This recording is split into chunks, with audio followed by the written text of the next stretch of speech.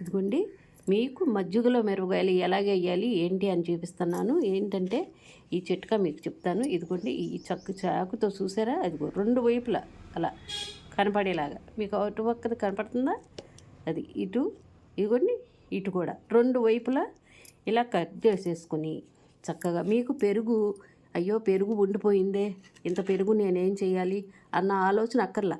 ఇదిగోండి చక్కగా అవన్నీ చీరేసాను. ఇదిగో ఈ మజ్జిగ చక్కగా చేసి చిక్కని మజ్జిగ చేసేసుకొని ఇవన్నీ ఈ రకంగా చక్కగా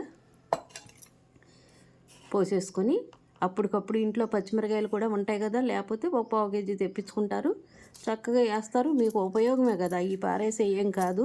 అనవసరంగా పెరుగు వేస్ట్గా పారేయకోకుండా ఇదిగోండి ఉప్పు కూడా వేసేసాను చూసారుగా. ఇదిగో కొంచెం సాల్ట్ కూడా నేను కలిపేసాను. కొంచెం పసుపు కూడా వేయాలి. పసుపు వేస్తే ఎందుకంటే మంచిదన్నమాట. మీరు అనవసరంగా ఇంకోండి లైట్గా ఎంతో ఎక్కువ వద్దు. ఇవ్వండి చూసారా, శుభ్రంగా ఈ రకంగా ఇలా చక్కగా ఇలా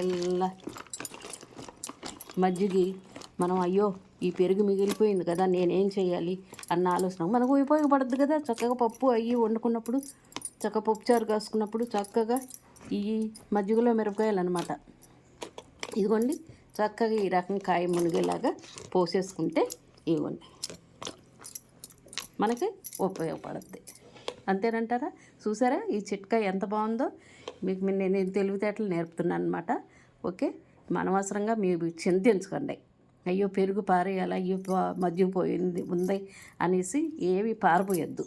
చక్కగా పచ్చిమిరకాయలు తెప్పించేస్తారు, చక్కగా అంత మజ్జిగలో ఆ మజ్జిగలో పచ్చిమిరకాయలు చీరేసి అంత ఉప్పు కొంచెం పసుపు వేసి తగినంత ఉప్పు చూసుకోండి, ఉప్పు కూడా ఓకే. ఆ రకంగా పాడు చేయకోకుండా చక్కగా చేసుకోండి. ఓకే, మజ్జిగలో మిరపకాయలు మళ్ళీ ఎండిన తర్వాత మీకు కూడా చూపిస్తాను నేను. ఓకే, లైక్ చేయండి, షేర్ చేయండి, సబ్స్క్రైబ్ చేయండి.